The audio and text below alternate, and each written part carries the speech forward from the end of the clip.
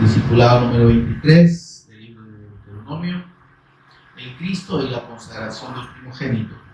El Cristo y la consagración del primogénito, Deuteronomio 15, versículos 19 y 20.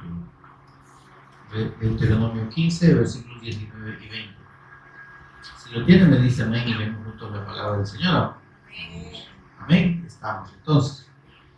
Dice la Escritura: consagrarás a Jehová tu Dios todo primogénito macho de tus vacas y de tus ovejas. No te servirás del primogénito de tus vacas, ni trasquilarás el primogénito de tus ovejas.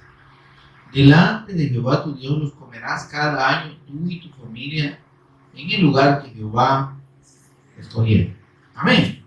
Oramos para pedir la guía del Señor, su Espíritu Santo, en este tiempo. Señor y Padre nuestro que estás en los cielos, te bendecimos, te adoramos. Señor, exaltamos tu nombre, que es sobre todo nombre, en el nombre de tu Hijo amado, nuestro Señor y Redentor Jesús, el Cristo.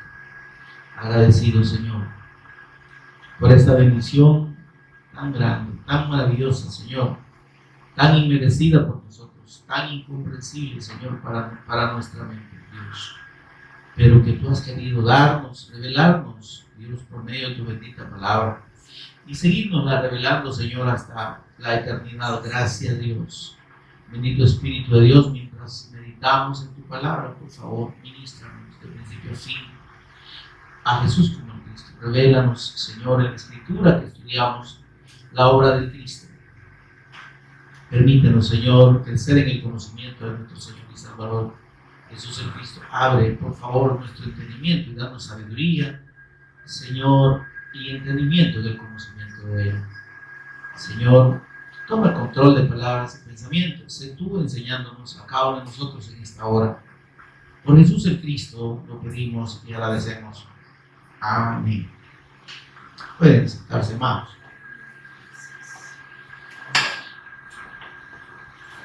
Tenemos, mis amados, en estos dos versículos una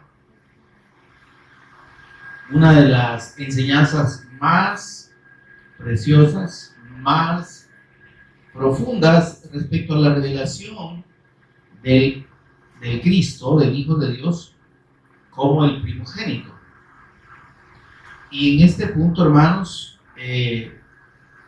debemos aclarar lo que la Escritura enseña en cuanto a la primogenitura, cómo Dios revela el concepto de la primogenitura y cómo, en relación con el Cristo, que es identificado como el primogénito de la creación. ¿Amén?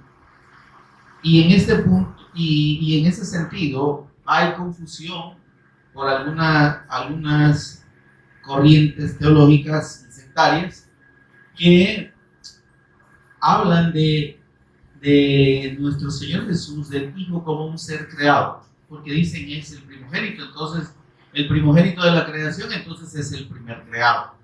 Sin embargo, este primogénito de la creación, esta palabra en griego, ya revelada en el Nuevo Testamento, o referida en el Nuevo Testamento, prototokos, se refiere al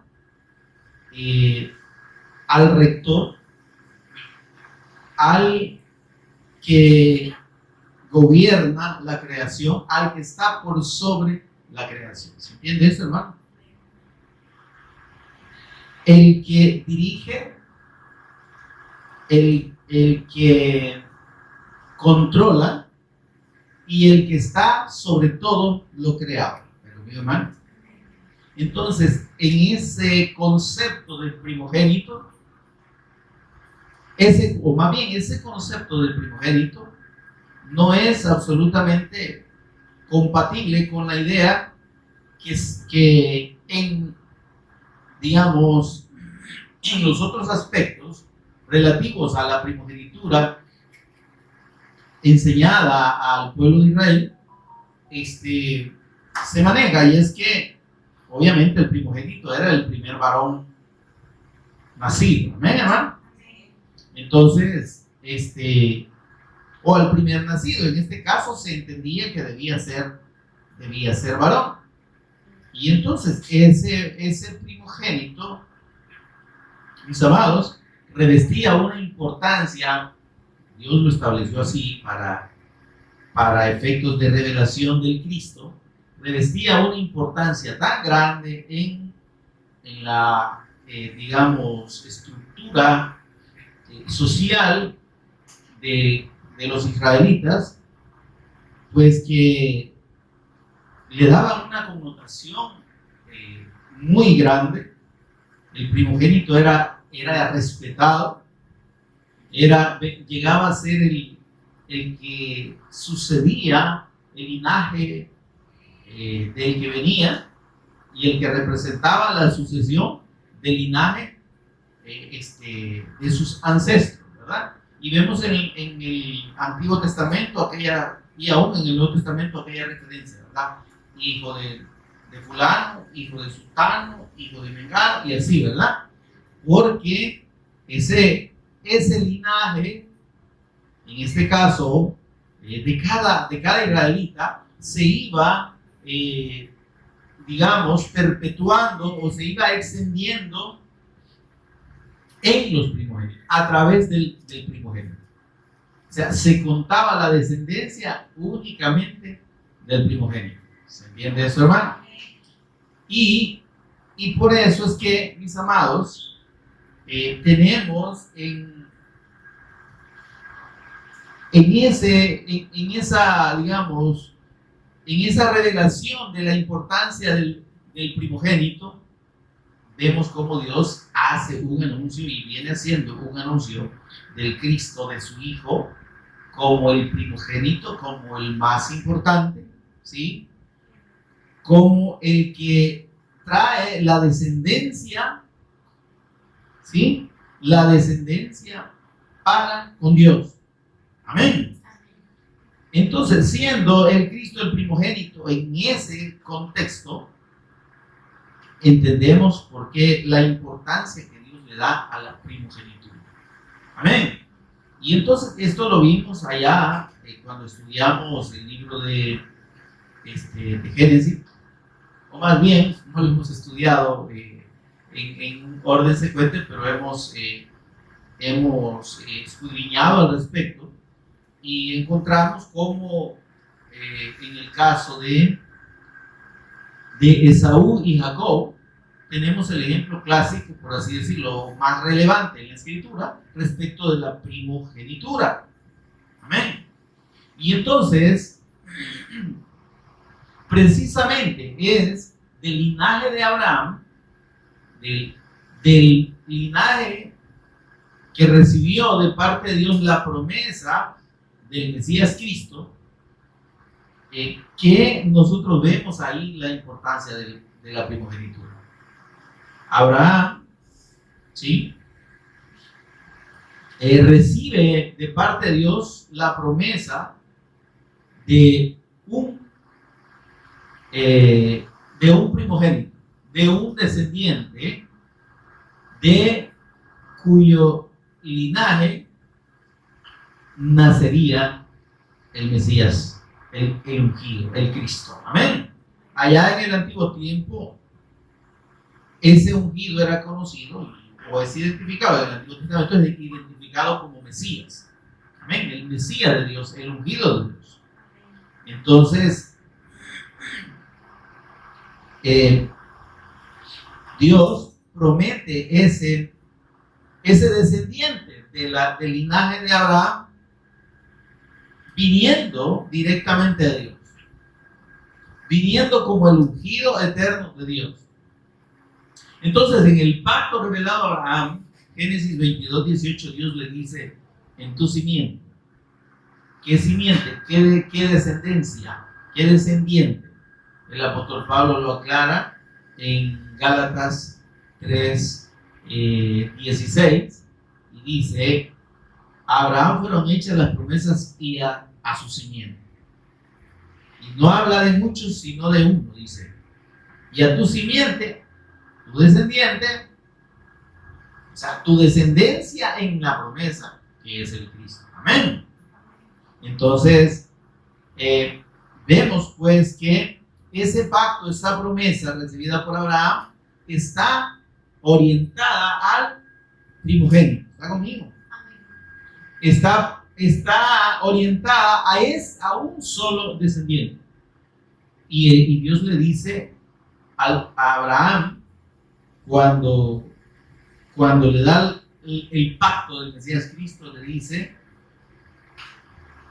en Isaac yo voy a traer tu descendencia. Amén.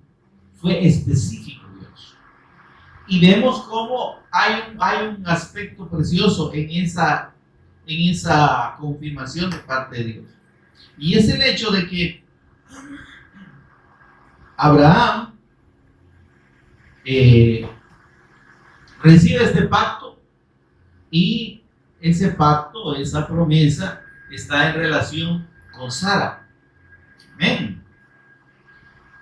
Y Sara, como quien recibe la confirmación de parte de Dios que va a tener un hijo, conforme él lo había prometido a Abraham. Entonces, aunque antes del tiempo Sara se desespera, ¿verdad? Porque pasan, déjeme ver, casi 25 años para que la promesa se cumpla. Imagínense ustedes que Sara recibe la promesa, Abraham recibe la promesa cuando Sara todavía, digamos, podía tener hijos en términos biológicos, ¿verdad? Capacidad biológica por su edad. Amén. Sin embargo, ella era estéril. ¿Me está siguiendo, hermano? Pero Dios le dice: yo te voy a dar un hijo que va a nacer de Sara. Y Abraham lo cree. ¿Está conmigo, hermano? Entonces, en ese orden de revelación de parte de Dios acerca del Mesías Cristo, es que a pesar de que, como dije, Sara se desespera y menos mal que no tengo la Sarita, solo Sara. Sara se desespera y le da a Abraham, a su sierva Agar, está conmigo, hermano. Le da y le dice, entendiendo esto, hermanos, de que en el tiempo bíblico de Abraham, la esclavitud no era vista como después, como siglos adelante fue vista, en el sentido de que se volvió una explotación directa, cruel, ¿verdad? Sino que la esclavitud en aquel tiempo estaba en función, primero, de la extranjería, y segundo, de la capacidad que tenía la persona, capacidad económica para tener sirvientes, pero comprados. Amén.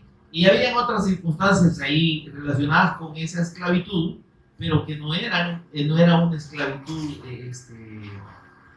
digamos, déspota, no era una esclavitud inhumana, sino que había un componente ahí muy diferente al que siglos después, muchos siglos después, se manejó. De modo que la servidumbre o la esclavitud en este caso estaba más bien en función de lo que esta persona podía aportar en trabajo digamos, a la hacienda familiar, ¿verdad? Pero que se compensaba con su manutención, ¿verdad? Por lo general, los esclavos eran personas que probablemente habían caído en desgracia económica y que no podían, digamos, solventar ese problema económico más que vendiéndose como esclavos para recibir un pago, ¿verdad? O para solventar una deuda, ¿verdad? Mire, o sea, usted me prestó tanto, pero yo no le puedo pagar, entonces, bueno, pagame con trabajo. Y entonces había un trabajo que se daba por ciertos años, ¿no? De modo que la persona, al cabo de cierto tiempo, ya había cumplido su compromiso, ¿verdad? Y era liberada de ese trabajo bajo la esclavitud. Y ahí surge la figura del esclavo voluntario, que por cierto aquí está en este capítulo 15 del libro de Deuteronomio, está relacionado. Si ustedes leen conmigo los versículos 12 en adelante, dice así, miren: si se vendiera a ti tu hermano hebreo o hebrea y te hubiere servido 6 años, y esto está hablando de un hermano, o sea, un congénero de los hebreos, ¿no? Ahora dice: al séptimo le despedirá libre. Miren, y cuando lo despidiere libre, no le enviarás con las manos vacías. Le abastecerá liberalmente, no literalmente, sino liberalmente, es decir, con desprendimiento. Esta liberalidad hace referencia al hecho de que no era con dolor que se le iba a dar lo que está diciendo el Señor. Le abastecerá liberalmente, o sea, con todo desprendimiento de tus ovejas, de tu era y de tu lagar. De tu era se refiere al grano, ¿verdad? Y el lagar se refiere a la producción de vino. Vamos, aquí eran animales, granos y vino. Era, digamos, los elementos fundamentales de la dieta. Ahora dice: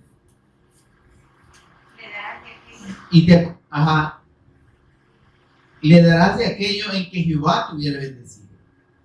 Te acordarás de que fuiste siervo en la tierra de Egipto, y que Jehová tu Dios te rescató. Por tanto, yo te mando esto hoy. Mire un detalle, versículo 16.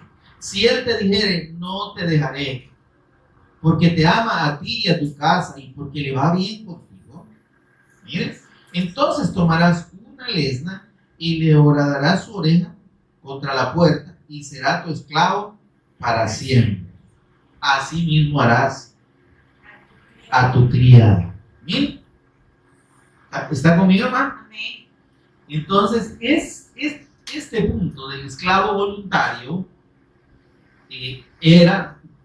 se daba muy a menudo porque, como digo, el concepto de esclavitud no era de aprovecharse de la gente ni de tratarla inhumanamente, sino que era como parte de la familia, pero que ayudaba en el trabajo. Amén, hermano. Y además recibía, pues, un pago por eso. Ahora, esto lo menciono en el contexto de lo que Sara hizo con Agar, pero aclaro aquí en este paréntesis lo del esclavo voluntario. Cuando el apóstol Pablo menciona en sus cartas, ya en el Nuevo Testamento, dice: Pablo, siervo de Jesús el Cristo. Está hablando, por ejemplo, ahí en el libro de Romanos, ¿verdad? Pablo, siervo, y él dice, en unas traducciones dice esclavo. ¿Está conmigo? Amén. Pero hace referencia a este esclavo voluntario. Y mire qué lindo, dice: esclavo voluntario de Jesús, servidor voluntario de Jesús el Cristo. Pero mire qué lindo que en el Señor el servicio nuestro no está relacionado con un compromiso, con una obligación. No debe estar así, sino que debe estar en función de la gratitud y del amor por el Señor. Mire lo que dice, pues. Si él dijera, versículo 16: no te dejaré, porque te ama a ti y a tu casa. ¿Qué le parece? El amor primero del esclavo voluntario es para su Señor. Está conmigo, hermano. Amén. Y luego es por su casa.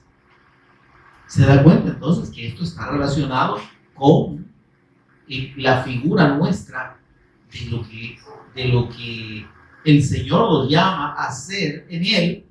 Pero no, o sea, somos parte de su familia. ¿Está conmigo? Él nos ha comprado con precio, y ahí vemos la figura de de la obra redentora del Cristo, nos ha comprado con precio. Le pertenecemos porque Él ha pagado por nosotros. ¿Está conmigo? Y en ese contexto nosotros le servimos por amor. Y lo que hacemos, la dedicación, la entrega, el compromiso con el Señor y con su casa, en principio fundamental, por amor. Y luego mire lo que se dice aquí. Le horadarás su oreja. Y se le ponían ahí parece que era una especie de aro o de anillito blanco, ¿verdad? Pero mire lo lindo de esto. ¿Qué dice? Y será tu siervo para siempre. ¿Qué le parece? Así somos los redimidos del Señor. Amén. Ahora, pero hablando de Agar, le da, en el caso de que la esclava fuera una mujer, estoy dando este contexto para que ustedes entiendan que lo que Abraham hizo no fue algo fuera del orden legal, sino que era la costumbre. Que si la esclava era una mujer, el amo, el señor, el dueño, ¿sí?, podía disponer de ella, ¿sí?, y tener hijos con ella, pero esos hijos no le pertenecían a la esclava, sino que eran del amo. ¿Está conmigo, hermano? Entonces, por eso, cuando Sara le dice a Abraham, llégate a Agar, no es algo así como morboso ni pecaminoso. ¿Está conmigo? Sí, no estaba en el orden de Dios, porque Dios le dijo, yo te voy a dar un hijo de Sara. Pero ellos no, más bien Sarita se desesperó, porque vio que ya le estaba dejando el tren, como decimos en hebreo salvadoreño, ¿verdad?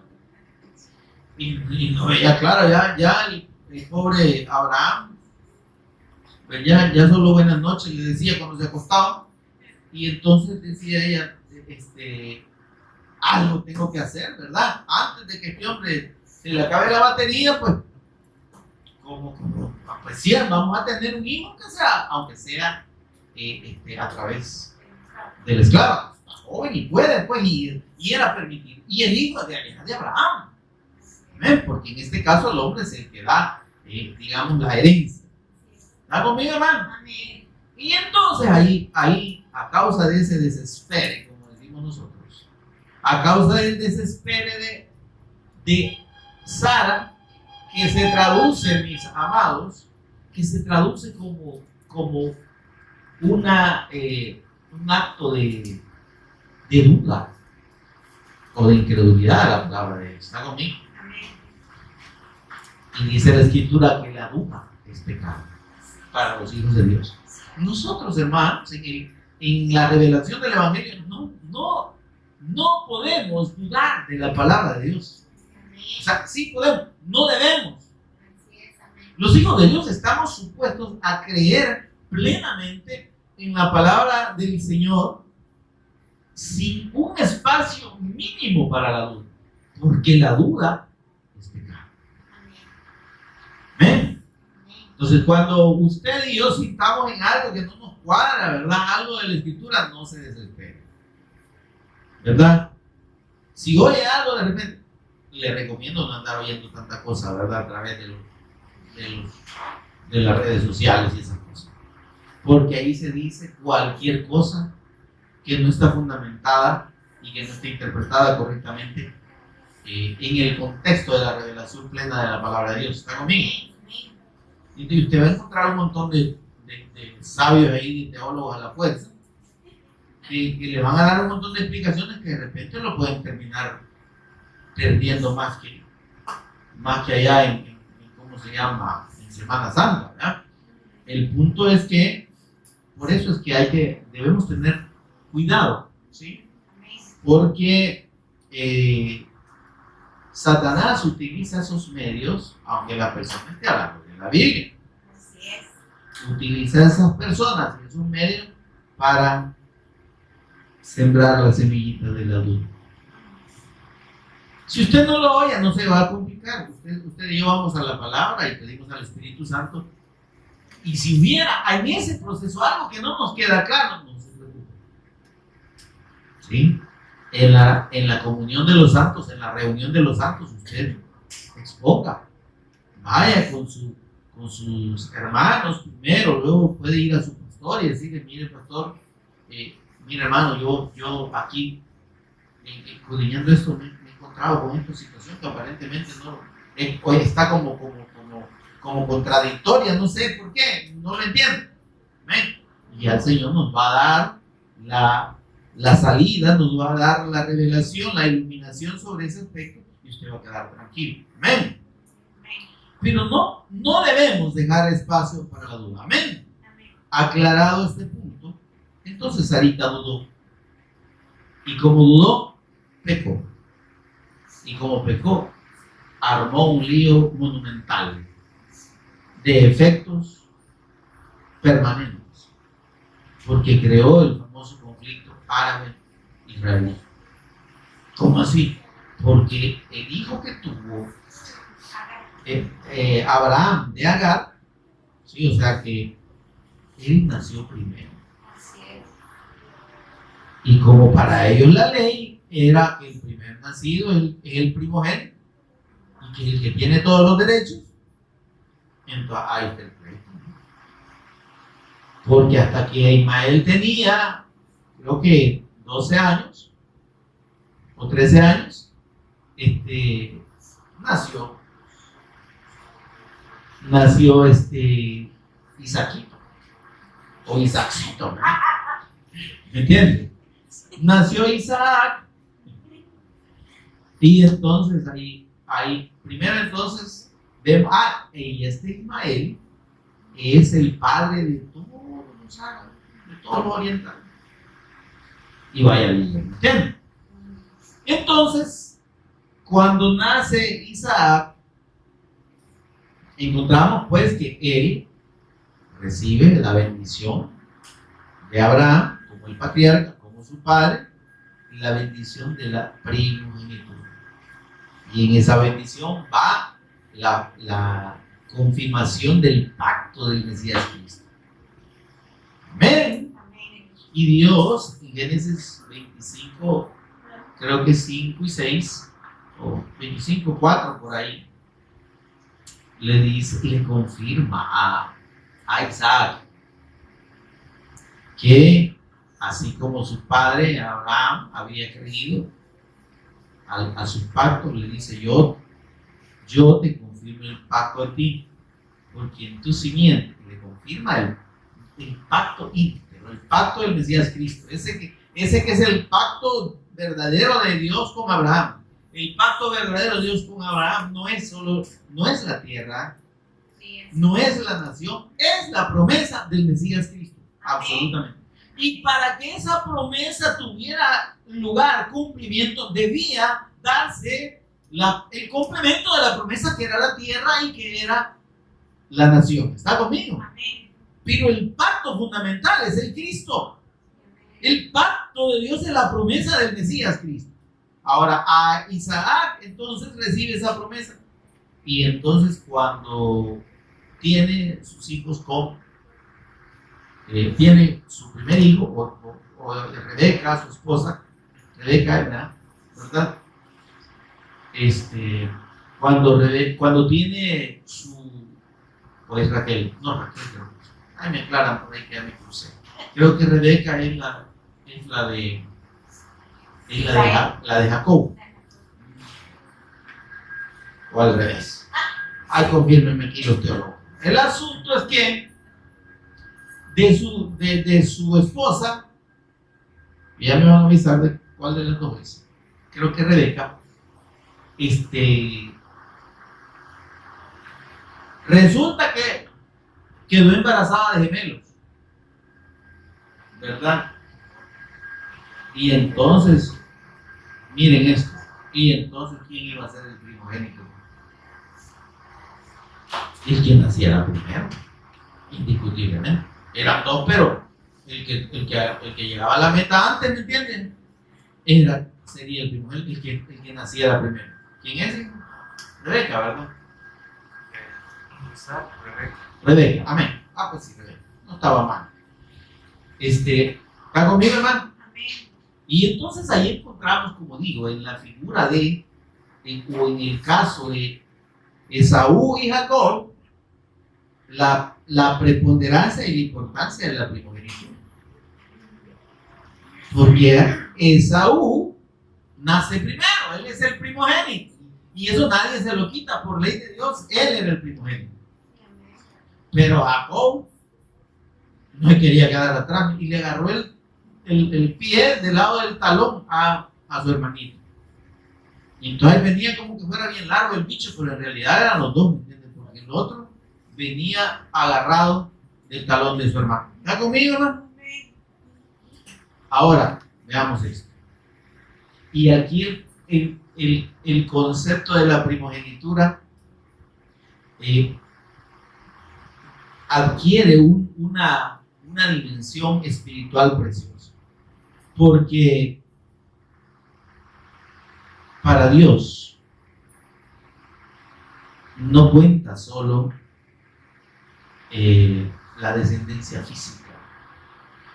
Dios no ve únicamente la descendencia humana, carnal, de sangre, está conmigo, sino que en el pacto de Dios fundamentalmente es la fe. Y en Jacob, y en Esaú y en Jacob lo tenemos clarísimo. Esaú era el primogénito, a él le correspondía la bendición. Pero cuando Isaac les compartió el pacto que había recibido de Dios, la promesa de que de su descendencia nacería el Cristo, ¿verdad? Y que en esa simiente Dios traería la bendición para todas las naciones de la tierra. Esaú, como que estaba oyendo llover en invierno. Ay, y ese es el pacto, papá.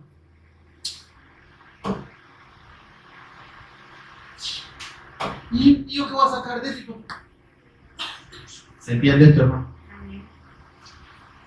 La importancia que necesita el pacto de Dios, que es fundamentalmente la fe, que fue por lo que Abraham, dice la Escritura, Génesis 15:6, y creyó Abraham a Dios y le fue contado por justicia. Dios justificó a Abraham en la fe del pacto, solo por creerle que de su descendencia Dios traería en algún momento más adelante al Cristo. Y que ese Mesías, que ese descendiente de Abraham, que sería el Cristo, traería la bendición de Dios para toda la tierra. Para Abraham no fueron solo palabras. Para Abraham fue una expectativa gloriosa. Fue una realidad que él quería ver, sabía que se iba a dar y tenía un deseo vivo de ver ese cumplimiento, de entender esa promesa. Amén, hermano. Amén. Y llegó al punto, por eso es que el Señor Jesús lo aclara en Juan 15:56. Le dice a los religiosos de su tiempo: Abraham, el padre de ustedes, según la carta, se gozó, se regocijó tanto, se alegró tanto de que había de ver el día de mi advenimiento, de mi venida, como el cumplimiento de la promesa que le hizo mi padre. ¿Sí? Se gozó de que había de ver mi día, es decir, el día en que él vendría, nacería finalmente. Pero dice algo que a mí siempre me ha impactado. Y lo vio. ¿Y cuándo lo vio? Es que Dios se lo reveló. Amén. Amén. Abraham vio el día en que el Cristo, vio la venida del Cristo y vio además su sacrificio en la cruz, vio su muerte, está conmigo, hermano, y vio su resurrección. Amén. Y por eso cuando en ese acto en el que Dios le dice, sacrifícame a Isaac, tu único,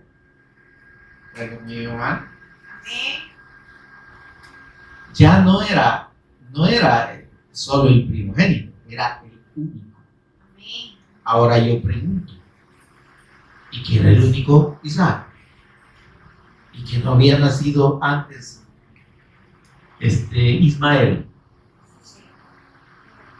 Pero es que en la promesa de Dios, ¿sí? El pacto de Dios no viene ya. Aquí lo estamos confirmando por segunda vez. No viene por un linaje humano. Viene por la fe. Cuando Dios le dice, sacrifícame a Isaac, tu único, a quien amas. Amén. Entonces, Abraham no tiene ninguna duda.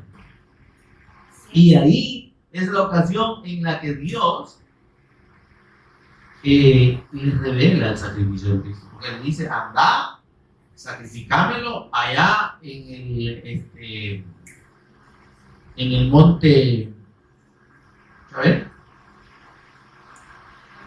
En el monte Moriah, ¿verdad? En el lugar en que yo te voy a indicar. Mire qué cosa.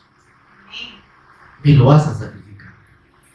Ese monte Moriah, mis hermanos, fue el monte donde la ciudad de Jerusalén fue construida muchos siglos después. Y yo le aseguro que ese lugar donde Dios le dijo a Abraham que sacrificara a Isaac es el mismo lugar exacto donde el Cristo fue crucificado. Y en ese momento en el que él va en obediencia al mandato de Dios, es que Dios le revela el sacrificio de Cristo. Yo veo, o sea, yo lo entiendo así, el Señor me lo ha hecho entender así, de que mientras él caminaba con su hijo,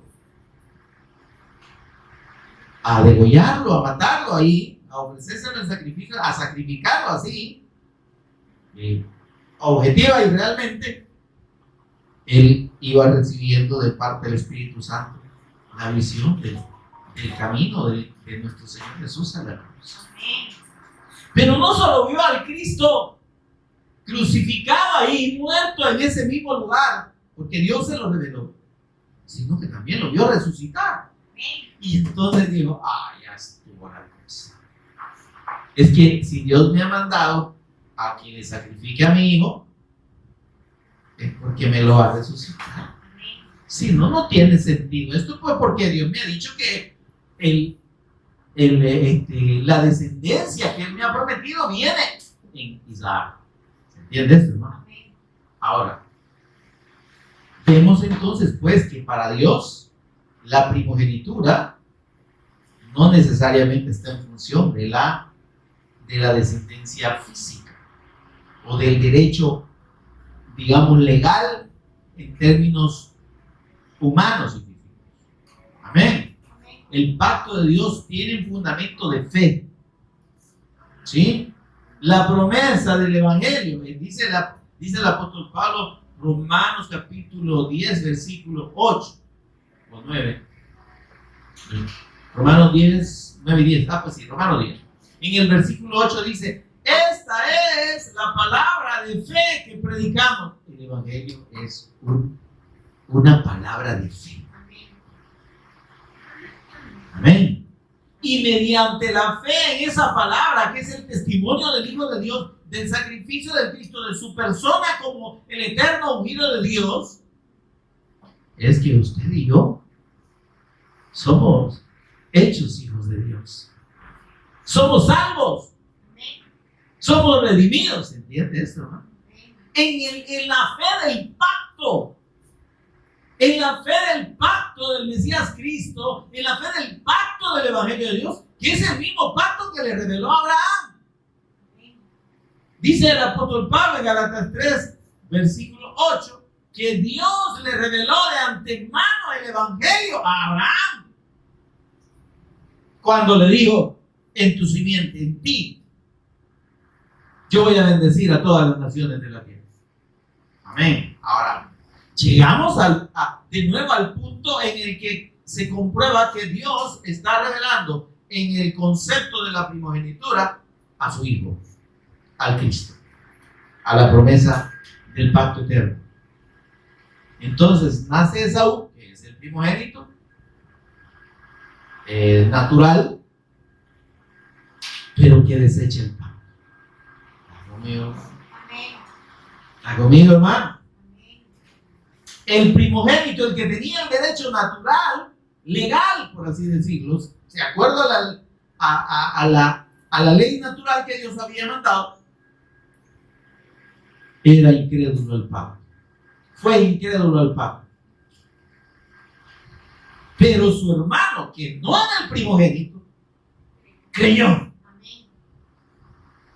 Y entonces, por esa fe, la primogenitura y la bendición de la primogenitura y la bendición del pacto le fue dada a Jacob. ¿Está conmigo, hermano? Entonces, ¿qué nos está enseñando? Y dije que en Esaú y Jacob hay una revelación espiritual muy importante respecto a la fe del Evangelio. ¿Por qué, hermanos? Porque Esaú, véanme y escúchenme bien ahora, Esaú representa a la descendencia de Israel según la carne. Y Jacob representa a la descendencia de Dios según la fe. Jacob nos representa a usted. Porque nosotros no éramos primogénitos. Amén. De acuerdo a los términos naturales, éramos los primogénitos. Pero por la fe en el pacto hemos sido hechos primogénitos. Así como lo fue Jacob. Conmigo, hermano. Entonces, aunque Dios de Jacob formó al pueblo de Israel, pero antes de formarlo estaba anunciando que en realidad ese Israel no era la descendencia según la carne. ¿Está conmigo? Ese pueblo no era la descendencia del primogénito según la carne, sino que era la descendencia del primogénito según la fe del pacto. ¿Vale? Miren qué precioso. Entonces el Israel espiritual de Dios que somos usted y yo, por eso es que Dios lo estableció así. Por eso es que estableció que Jacob no fuera el primogénito. ¿Se entiende eso, hermano? Ay, qué precioso. Espero que lo haya entendido. A mí me cuesta todavía. Pero, entonces, hermano, por eso es que desde antes en la ley, ¿sí? Porque aquí, en este momento, Dios está confirmando la ley, el pacto, ¿sí? La promesa del Mesías Cristo a través de todos estos ritos de la ley. Amén. Ya Dios formó a esa descendencia de Abraham que vino de Jacob. ¿Está conmigo? Abraham, Isaac, Jacob. Jacob después es llamado Israel. Por eso es que los judíos son llamados, o los descendientes de Abraham son israelitas, porque vienen de Israel. Hasta la fecha la nación política se llama Israel, porque fue el nombre que Dios le puso a Jacob. ¿Qué cosa, verdad? Ahora, ese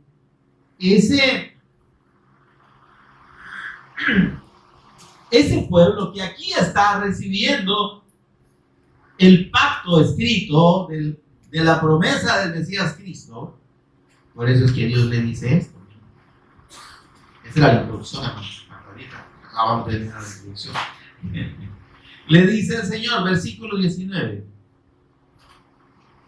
Deuteronomio 15: consagrarás a Jehová tu Dios todo primogénito macho de tus vacas y de tus ovejas, y no te servirás del primogénito de tus vacas, ni trasquilarás el primogénito de tus ovejas.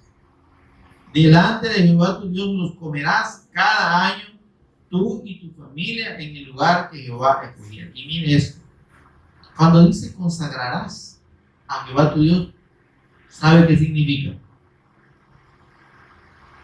Que había que sacrificar a los animales machos, o sea, a los bueyes, pues. Por eso dice macho de tu vaca, o sea, hay vacas machas que son los bueyes. Así, para que se entienda bien, aquí dice macho de tu vaca, porque se refiere a las reses, pues. ¿Ven, hermano? Eran los bueyes, a los chivitos que nacían, ¿verdad? Ahora dice, consagrará a Jehová tu Dios todo primogénito macho de tus vacas y de tus ovejas. Ahora, ¿cuándo debían sacrificarlo? Cuando ya estuviera a punto de que se sacrificara de acuerdo a la ley de Dios. Amén. O sea que había que darle cuánto.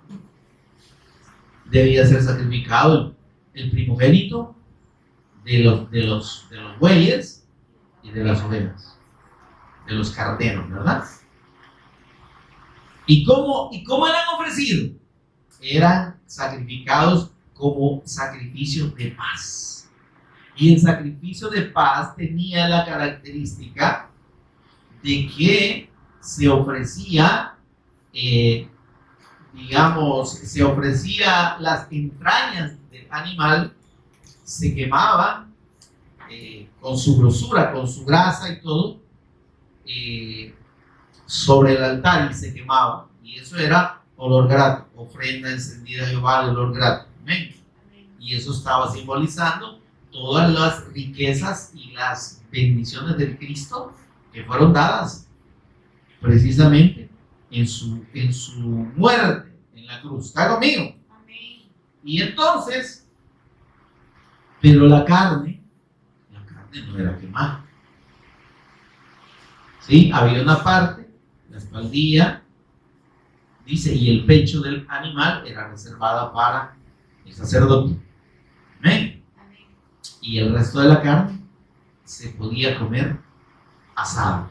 Allá en el templo, ¿no? En el tabernáculo primero y en el templo después. ¿Está conmigo, hermano? Amén. Digo en el tabernáculo porque en el desierto, y hasta que fue construido el primer templo por Salomón, no existía otro lugar que el tabernáculo. ¿Está conmigo? Amén. Ahora, ahí es esa carne de esos animales que eran ofrecidos o dedicados al Señor, ¿está conmigo? Eran comidos en familia. Y ese sacrificio de paz representa el sacrificio del Cristo delante de Dios como un sacrificio eterno, que es lo único que agrada a Dios y lo único que tiene la capacidad de expiar y extinguir el pecado delante de Dios, de modo que a través de ese sacrificio es que usted y yo podemos resultar de olor grato al Señor, porque por la fe somos puestos en el Cristo, escondidos en el sacrificio del Cristo. ¿Está conmigo? Por la fe. Y entonces, por la fe, ¿qué? En ese sacrificio y en los méritos del Cristo, para que nuestra confianza esté puesta no en lo que usted y yo podamos hacer, que es nada o menos que nada, sino en lo que el Cristo y solo nuestro Señor Jesús como el Cristo pudo hacer, podía hacer y ha hecho eternamente. De modo que, consumado ese sacrificio que dice la Escritura, el castigo de nuestra paz fue sobre él, es que ese sacrificio es el sacrificio que trae la paz de Dios para con nosotros. Amén. Romanos 5:1, ¿verdad? Justificados pues por la fe, tenemos paz para con Dios. Esa paz por medio de nuestro Señor Jesús, el Cristo. Entonces, por eso es que este sacrificio de paz, aquí no está especificado, pero yo le aclaro que por eso dice, comerás, delante de Jehová tu Dios los comerás. Cada año. Tú y tu familia, en el lugar que escogieres. ¿Cuál es el lugar que escogieres? El tabernáculo. ¿Quién representa el tabernáculo? Al Cristo. Y entonces en ese digamos, contexto de la comunión con Dios por medio del Cristo, que es el tabernáculo de Dios en la tierra, que es la presencia de Dios con nosotros, es que podemos tener comunión en el cuerpo del Cristo. Por eso es que esa carne debía ser comida en familia. Amén, hermanos, ¿entendió esto? Precioso, ¿verdad? Ahora, y por eso es que es importante este concepto que dice aquí: consagrarás a Jehová tu Dios todo primogénito. No es que consagrarlo no significaba que lo iban a tener guardado ahí, ¿verdad? Y que no lo iban a tocar. No.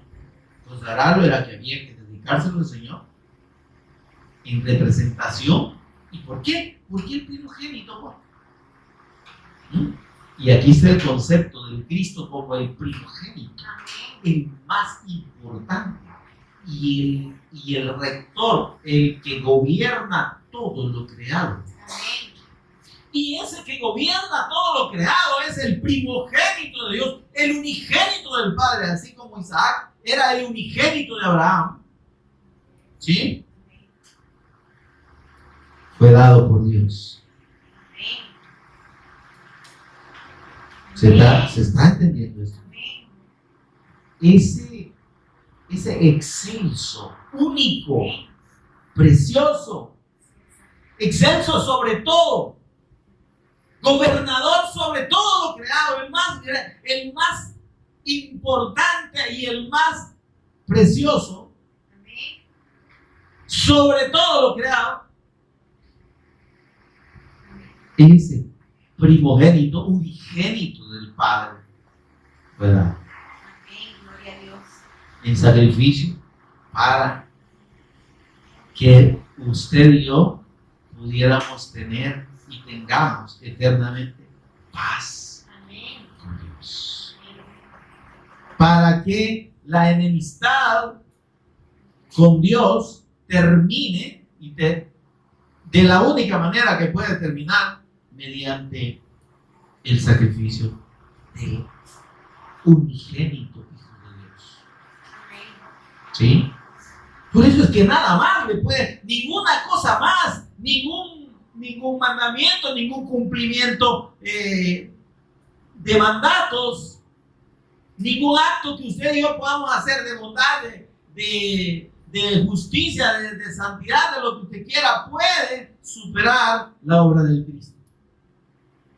Si bien nuestras obras, decía Isaías, ¿verdad?, son como trapo inmundo, nuestras mejores obras, dice, lo mejor que nosotros podamos hacer, lo mejor que pudiéramos hacer como una obra de justicia. ¡Ay, qué justo es este hombre!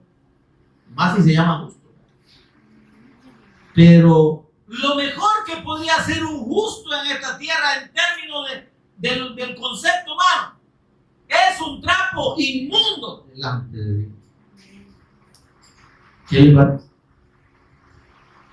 Entonces, en el sacrificio del Cristo, en el primogénito de Dios, consagrado en la eternidad, ¿sí?, dado para hacer expiación y extinción del pecado sobre el altar, ¿amén?,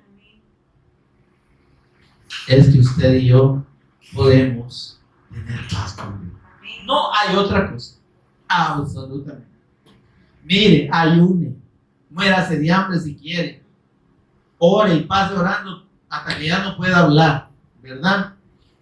Y si quiere hacer penitencia, empiece caminando, después siga de rodillas, acábese todo, llegue con el tronco y termine con la cabeza, y eso no lo va a salvar. Eso no le va a perdonar delante de Dios.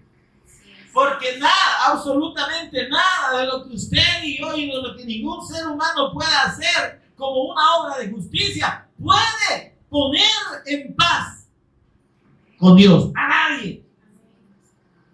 Ninguna cosa que nosotros hagamos puede quitar la ira de Dios sobre el pecado.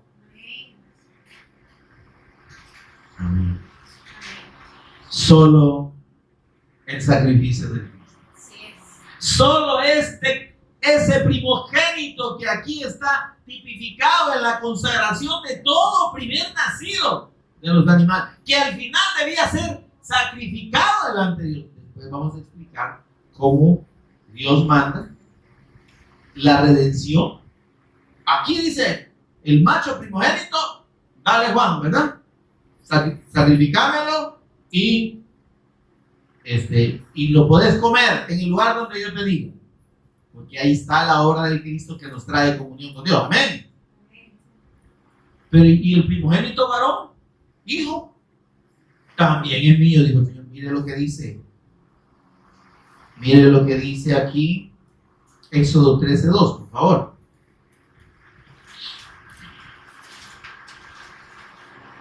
Solo este versículo vamos a ver hasta ahorita por razón del tiempo.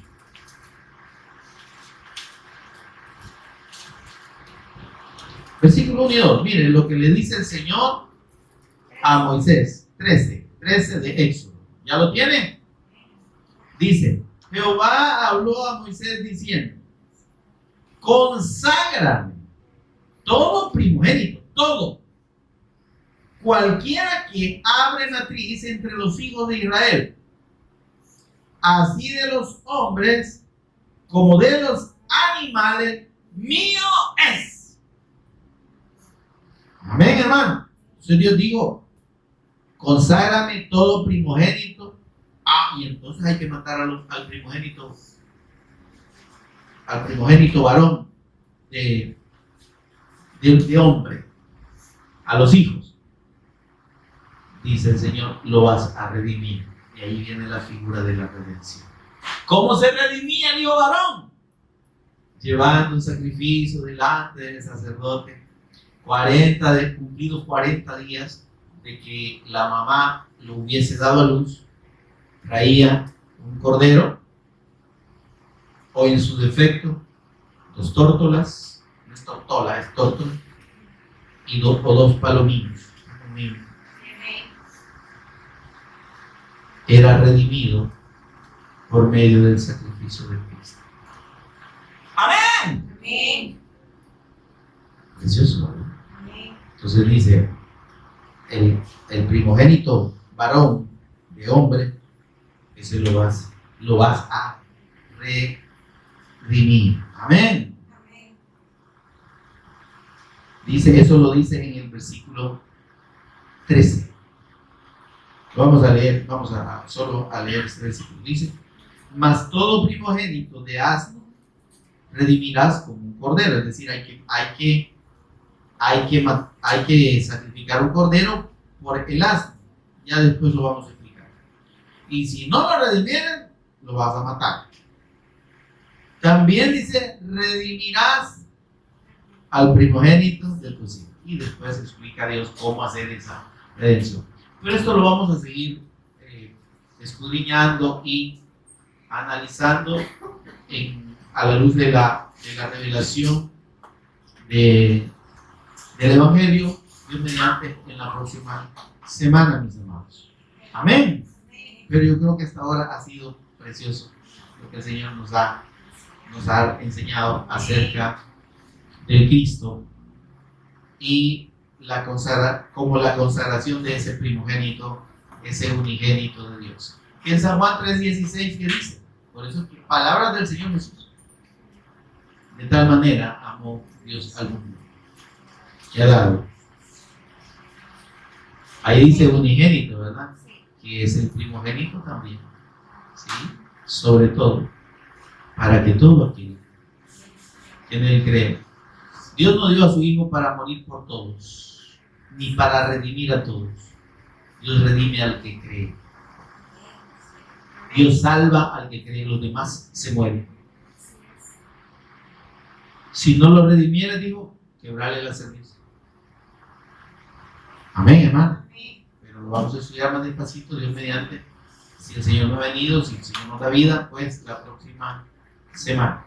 Para que todo aquel que en él cree no se pierda, esté en la vida eterna. La vida eterna la recibimos por la fe, por la obra del Cristo, por por su sacrificio eterno y perfecto en la cruz y mediante la resurrección, fundamentalmente, por ese sacrificio consumado, pero para nosotros, por la fe profunda en esa persona preciosa, única, del eterno Hijo de Dios, el unigénito y primogénito de Dios, y en su sacrificio perfecto por el pecado, que nos perdona, que nos salva y que nos da la vida de Dios y la comunión con Dios. Amén, amados. Pónganse en pie y oramos un momento. Señor y Padre nuestro que estás en los cielos, cuánta maravilla, cuánta profundidad, cuánta belleza, Señor,